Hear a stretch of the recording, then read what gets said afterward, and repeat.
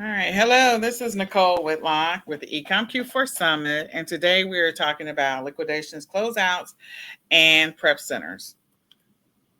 So, a little bit about me. I've been selling online since 2014.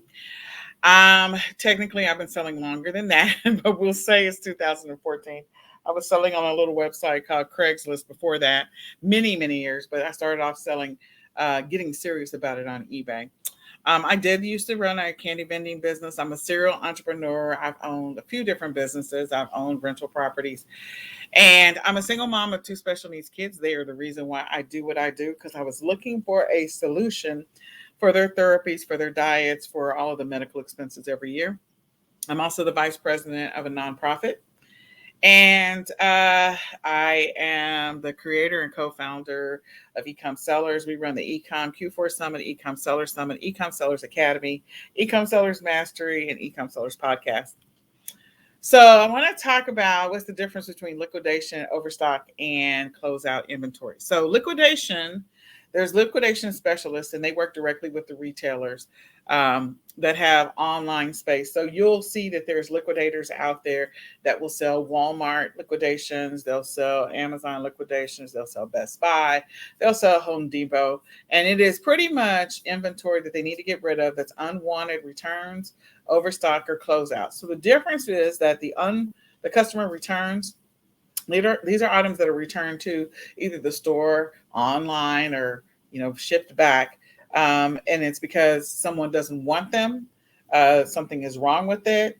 Something is superficially wrong with it, etc. Closeout is when the inventory is like they have a surplus of inventory. So you'll see closeouts where there's a surplus of inventory, maybe stuff that they pull from the shelf, they have too much of it. Sorry, overstock, not closeout. And so they have a surplus of it and they're pulling it for whatever reason. So they have a bunch of inventory from Easter or Christmas or Halloween or any other time where there's a surplus of a specific item. So that's inventory that's coming out of overstock. And then closeout inventory is where you have a big name retailer. They're closing their doors. Maybe they're going through a restructuring, reorging. They got to pull inventory or they've got to do something. And or they're already at capacity in the stores. And so if they're already at capacity in the stores, this is all inventory that has to be liquidated. These are the primary forms of liquidation. And so the liquidators will reach out, the retailers will give the information or sell the information or give the products to liquidators. And the liquidators will sell those unwanted returns, the overstock and the closeouts directly to resale businesses like you and I via liquidation or via a negotiated price, fixed or negotiated price. So the benefits of buying liquidation, it costs less than wholesale. That's a fact. With research, you can find some trusted, reliable inventory, which is true. You can. Sometimes it's not. You just never know. Buying in bulk, you can scale your business quickly at a low cost. So in other words, if you're buying below wholesale, like your ROI is going to be higher. And then it's cheaper than manufacturing your own product or doing white label. So if you don't want to do private label, you don't want to do white label, buying liquidation could be helpful for you.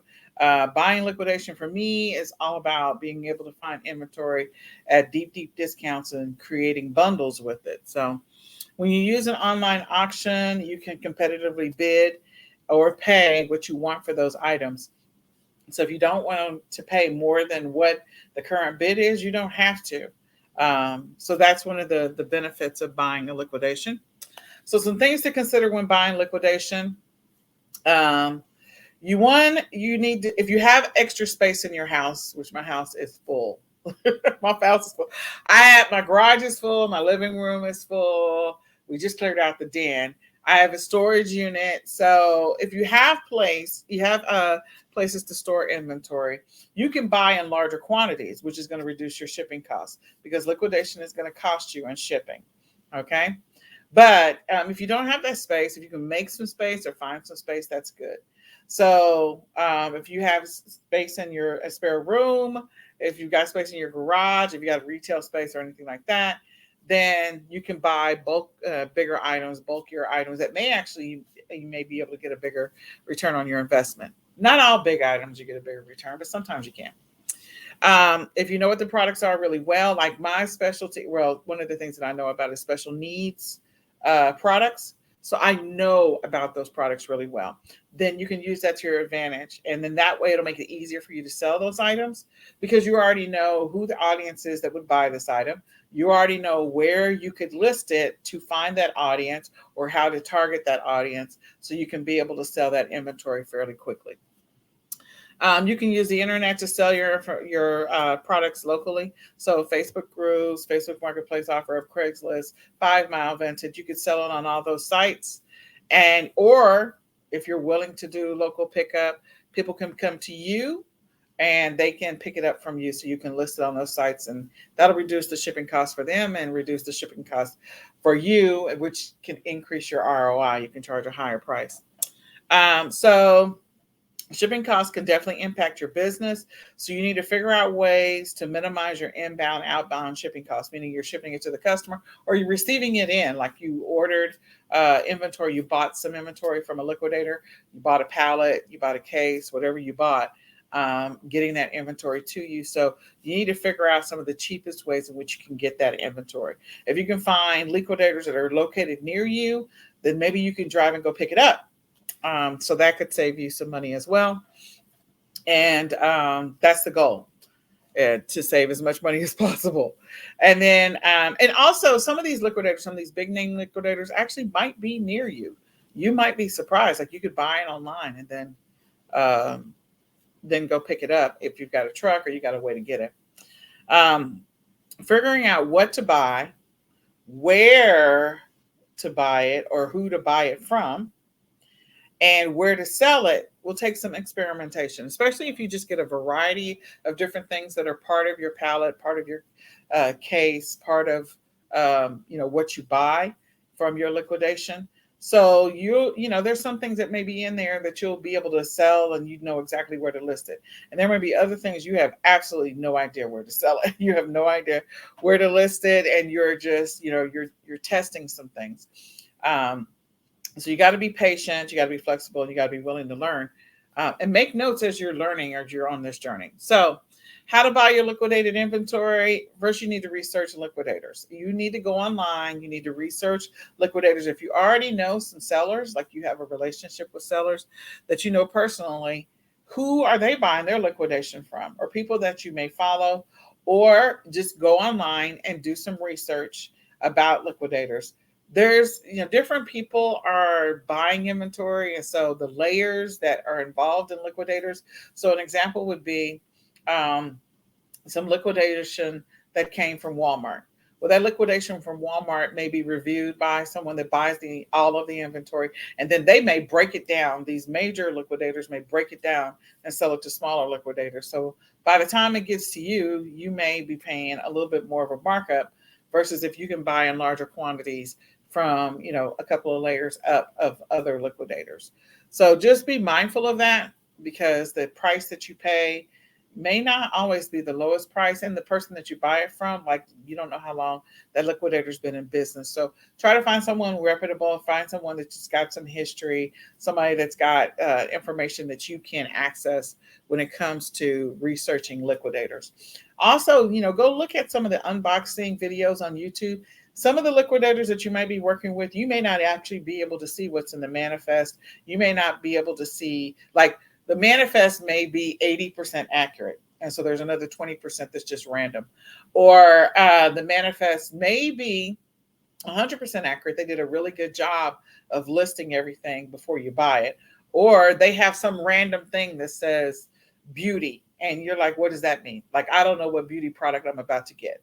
I don't know if I'm getting ready to get lipstick or chapstick.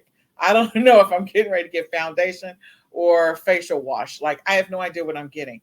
So, do some research on liquidators, do some research on their sites. We're going to look at a site here pretty quick. So then after you kind of go to a couple, you figure out which liquidators you want to test out, you want to try. Because initially it's going to be trial and error in some cases, not in all cases. If you find some that you feel like you vetted pretty well, then it won't be trial and error for you.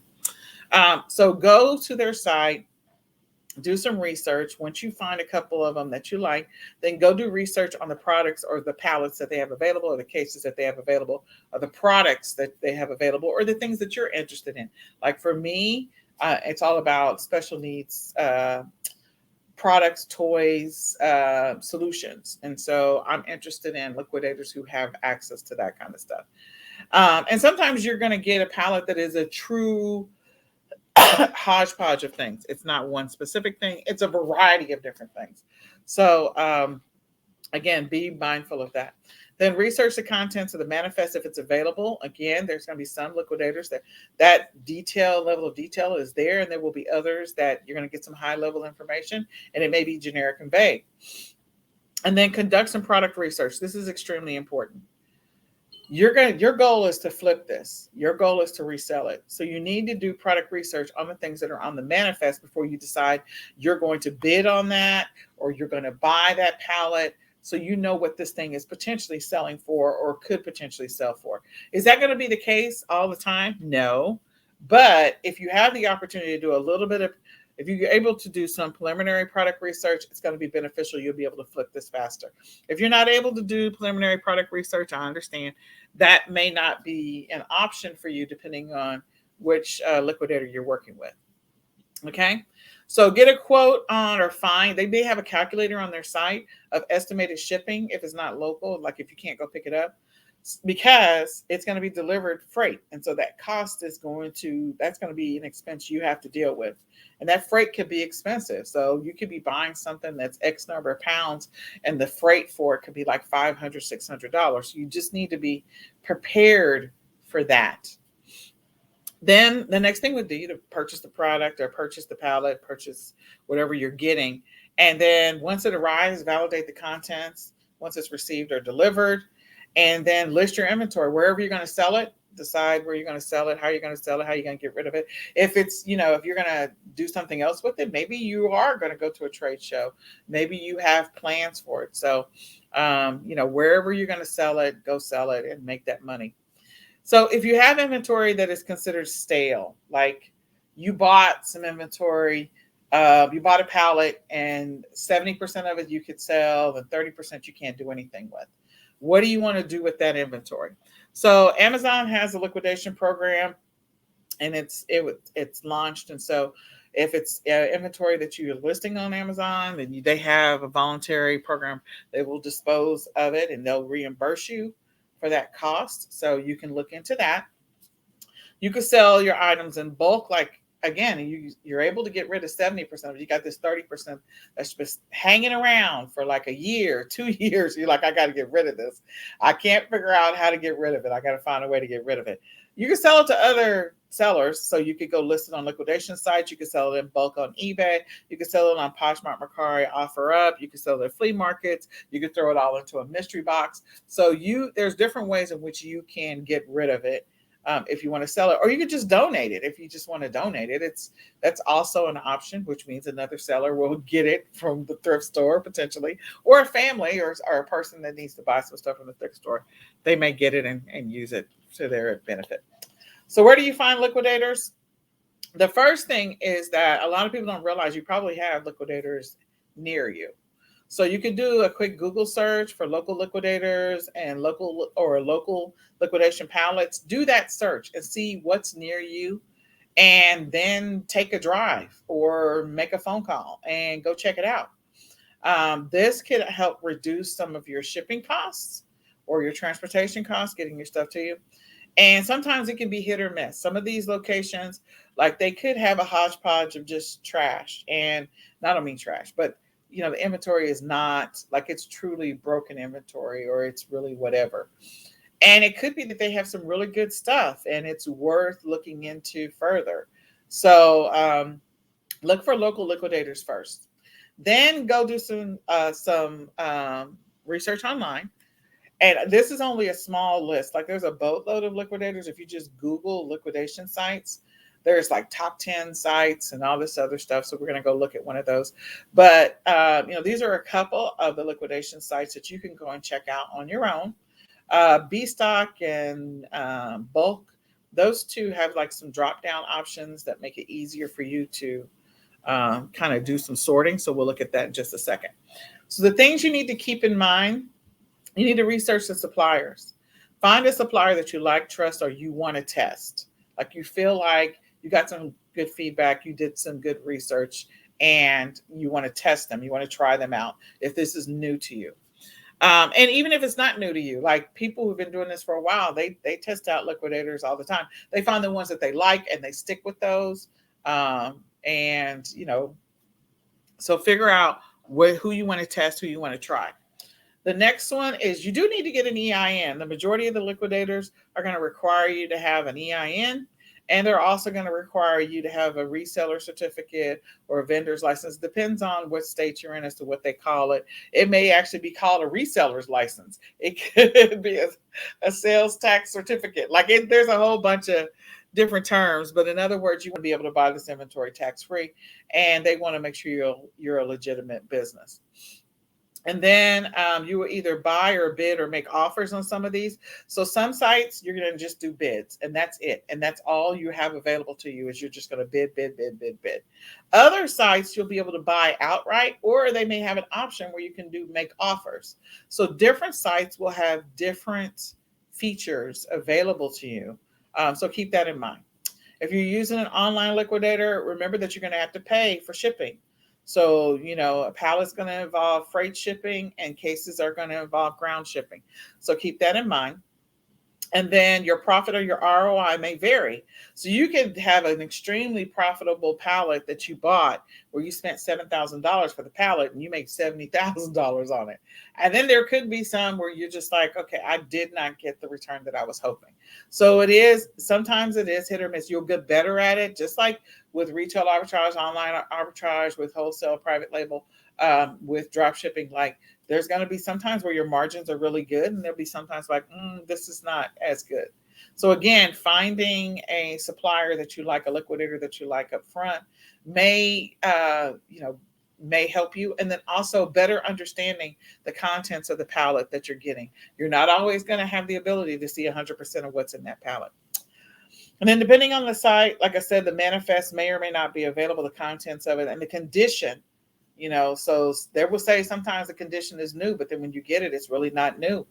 So you want to be mindful of that the condition may not always be 100% accurate. The contents may not always be 100% accurate.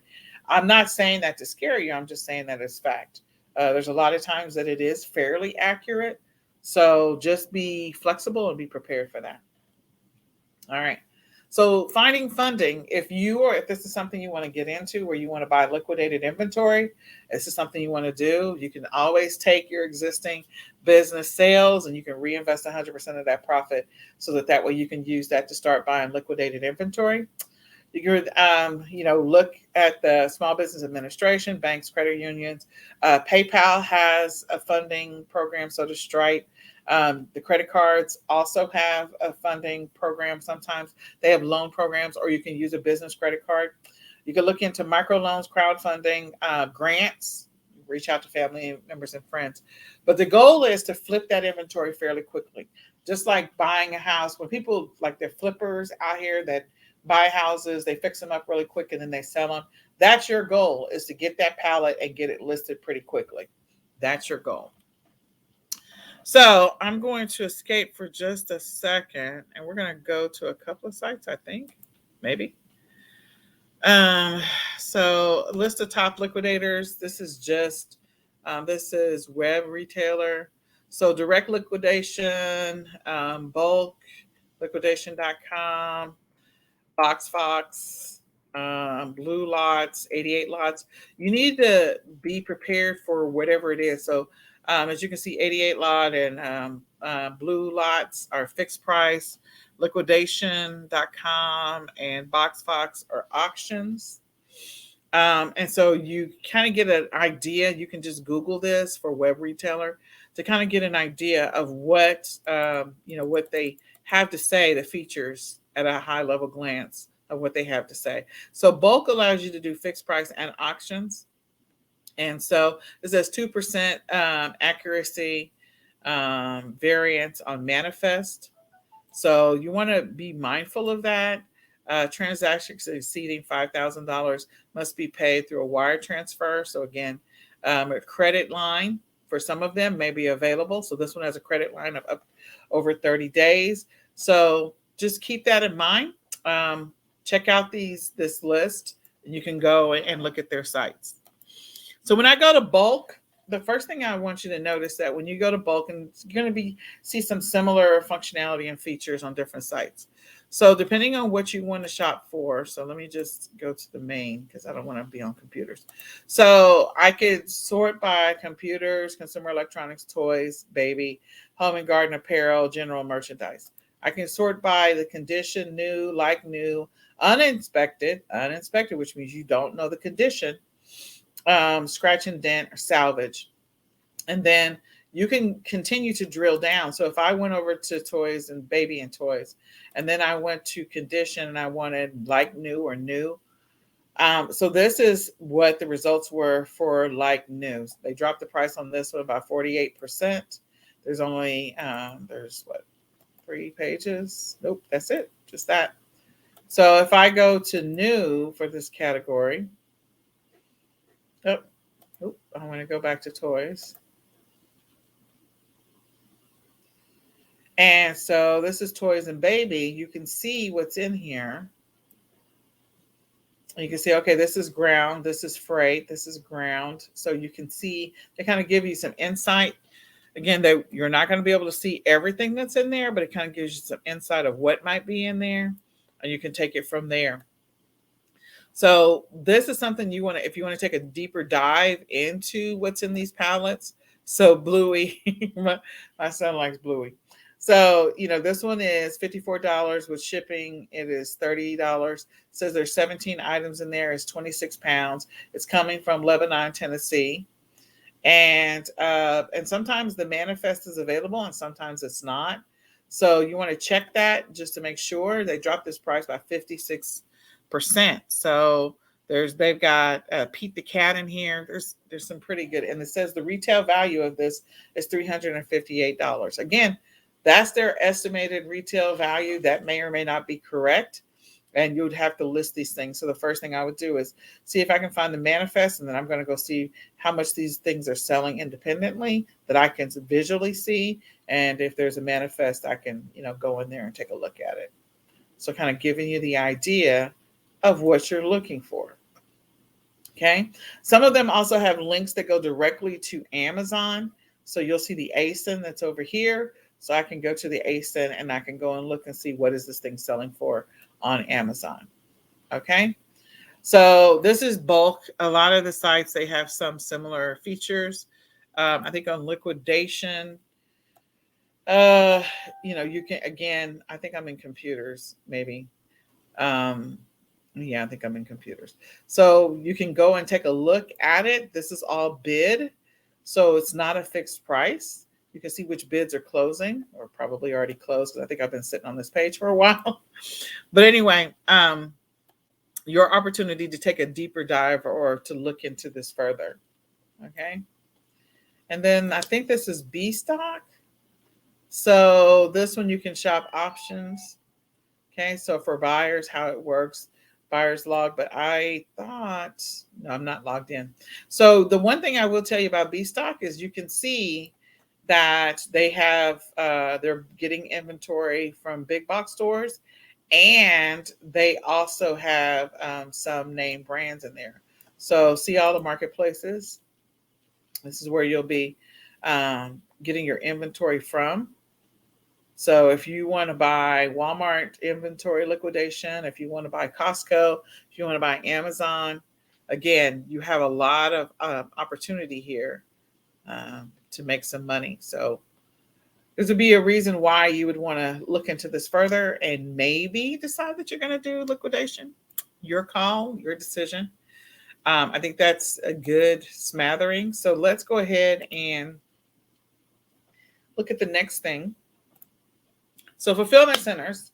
So I want to talk just briefly about fulfillment centers. Like I said before, I have inventory in my garage, storage unit, downstairs, living room. Like I used to have it in my den, and it's cleared out there. So we're moving inventory. But if you don't want to deal with the inventory, like maybe you have a strategy where you're going to buy liquidations, you kind of go through it and make sure it's good, what's not good, and then you list it on a platform, or you ship it to a fulfillment center, let them handle it. So that way, if you have a small space, maybe you only have your garage, receive a couple of pallets in, ship the inventory that you plan on listing to a fulfillment center so you don't have to ship it to a customer. That way, when it sells, a fulfillment center automatically sends it to your customer. They can also, some of the fulfillment centers also have prep options. And so they can prep the inventory if labels need to be removed, if certain things need to happen with it. They can prep it. So a fulfillment center, much like Amazon, is where you've sent your inventory to them and they just fulfill the order. Somebody buys it, they pull it off the shelf, they ship it to the customer for you. A prep center is a facility where they will go in and do some extra stuff. They might, if you're doing bundles, they might put your bundles together. They might remove the labels. They might make sure that they clean it up. So again, if you've got a lot of inventory that's coming in liquidation, you only have a small workspace, receive the liquidation in, break it down, review it, test it, whatever you need to do, get what you need out of it, list it, ship it to your prep center, let them fulfill the inventory. So, or your fulfillment center, either one. So why do you need a prep center? For all the reasons I listed before. You need to get the stuff out of your house, out of your closet, your garage, or hallway, your kitchen table, your spare room. You want your life back, and you don't want your whole life to be taken up from inventory. Like you could, if you have a 2-car garage, you could literally park your car on one side and use the other side just to receive your pallets in, break them down and ship them to the fulfillment center. I'm just saying. So then that way you can get your life back and get your house back. Okay. So why would you do this? It's going to save you time and money. If you just want to acquire inventory where you have a high ROI and you don't want to spend the time, pulling it from the shelf and shipping it to the customer and all that other stuff, you just want to receive inventory in, list it, get it out of here. You can ship it to your fulfillment center. Now, if you don't want to use a fulfillment center and you want to keep that money, because again, that's going to eat into your profits, I understand. So you can fulfill the inventory yourself. But again, if you have limited space, a good way to do it is to receive it in and then ship it back out to a prep center and let them fulfill the inventory. So you are going to pay for it. But anyway, so e-commerce sellers, we try to do everything ourselves, and I'm not trying to do everything myself anymore. You have to spend time working on inventory, prepping inventory, packaging inventory, shipping inventory, and that's just a lot. So if you can get it in, it's already in a box from the prep center, you open it, you make sure it works, you send it off, just get it out the door. It frees up your time to do more with your business, plus it frees up space in your house. And then you'll be able to just focus on sourcing. That's what I was talking about before. If you source from a liquidator, then you can just receive inventory in and ship it out. Like you literally, some people receive the pallets in and they check it really quick and then they just ship it to the prep center. They don't do anything else. They validate the manifest. They make sure that they got the information that they need to go ahead and create the listings. And they are creating listings while it is en route. So if you receive a shipment in from your liquidator at like 10 o'clock in the morning, and you turn around and you have UPS pick up the same pallet or pieces of the pallet and ship it off to your prep center like at 3 o'clock in the afternoon. I'm just saying. And that way it's in and out, in and out, in and out. So, finding profitable inventory that you can sell. That's the goal, is to find profitable inventory. Okay. So the benefits of using a prep center: less stress for you, less inventory coming in and out of your house. Well, there's going to be inventory coming in and out of your house if you're using a prep center. If you're not using a prep center, like if you're buying from a wholesaler, or if you're buying, if you're buying in bulk from a wholesaler, instead of it coming to your house, just ship it directly to your fulfillment center, or ship it directly to your prep center. Either one of those works. You can reduce your stress. You can reduce, touching a boatload of inventory. You can reduce prepping inventory, all of that. You can also, with the prep center, you can save on taxes. So if your state has a sales tax, some prep centers are located in states where they don't. So Texas is one of those states. We have sales tax. We do have sales tax. We don't have tax on food, but we do have sales tax. Um, so keep that in mind. Where is your inventory going to be sitting? Then the other thing is, you can save on inbound shipping fees. So if you were sending the inventory to the Amazon FBA, that's fine. But if Amazon this Q4 is going to limit the amount of space for some sellers, for most sellers.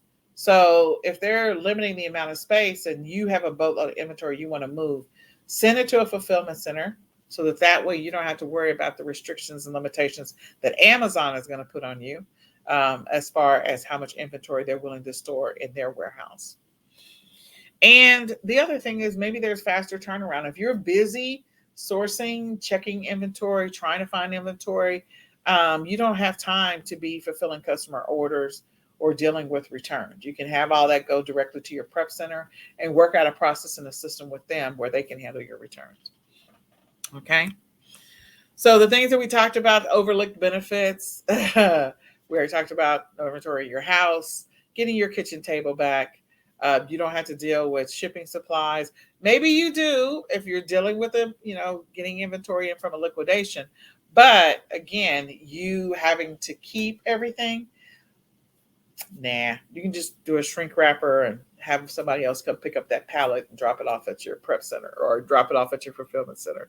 Either one. So you don't have to buy all that fun stuff, Scotty Peelers, Goo Gone, all that other stuff. So the things you want to consider: location, very important. Where's your prep center going to be located? Is it something you can drop off, where you can drop it off, or are you going to have to ship it in? What services they have available? They have poly bags where your stuff can go into poly bags. Will they do bundles? Do they, how do they handle their merchant fulfilled orders? Because you want them to fulfill or handle those orders where customers are buying stuff from you. What are they charging? What are the costs? How much are they charging you per poly bag? What are they charging you for prep services? What are they charging you for different things? You need to factor that into it. Again, if you're moving a lot of inventory and you're getting a really good, return on the inventory that you're buying from some of these auctions or however you're acquiring inventory, the prep center services are going to be very similar to what you would pay in Amazon FBA. In some cases, maybe just a little bit less. What's their promised turnaround? During Q4, we know the shipping is going to be slowed down. That's just a fact.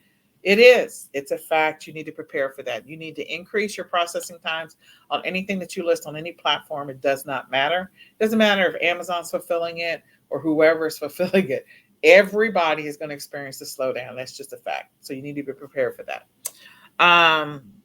If you're doing online arbitrage, make sure your purchases are sales tax free. So if you're doing online arbitrage and you don't have to have it shipped to you, you can have it shipped to your prep center and they can check it in. Shipping supplies, I think we talked about that, but they will charge you fees for certain things. So they'll charge you for a box if they have to package it in a box to go to your customer. But if it's already in a box and they just need to slap a label on it, then that's good for you. They just need to make sure that they understand what's in that box, especially if it's like a no label on the outside of the box to tell them what this is. And I will tell you, if you're buying liquidation, sometimes the stuff that's in the box is not the thing that's on the outside of the box. So what I mean like that, they might be it's put in a Dell computer box, but when you open it, it is filled with toys. So you need to be prepared for that. And you're going to figure that out as you work with more and more liquidators, which liquidators are shipping things in the actual name of the box and which ones are finding boxes and just stuffing stuff into the box.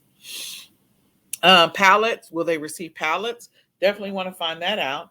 And then how long do they keep invoices on file? What type of record keeping are they keeping? Because you're going to need that information. So do they offer discounts for volumes? That's important. How long can you store your inventory with them before they start charging you fees? And what are the fees?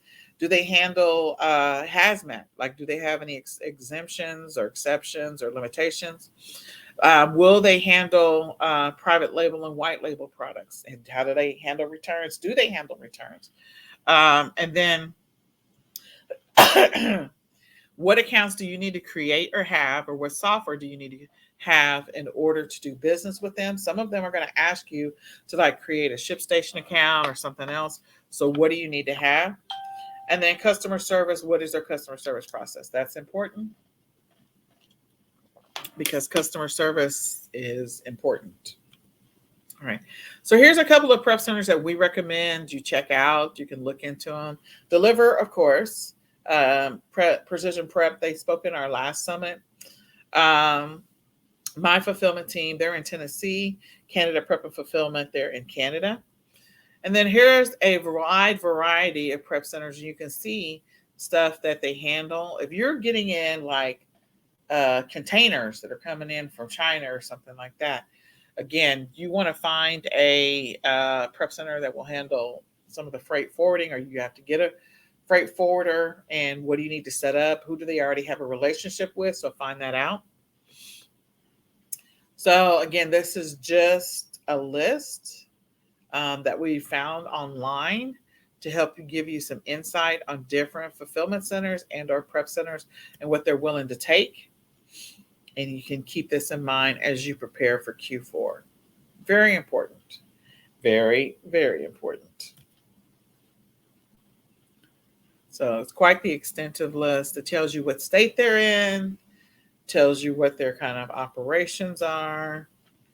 Thought I would be done now. I think there's one more page. There might be one more page, or this might be it. Yeah, let me just see. So again, make a note if there's a state that works for you.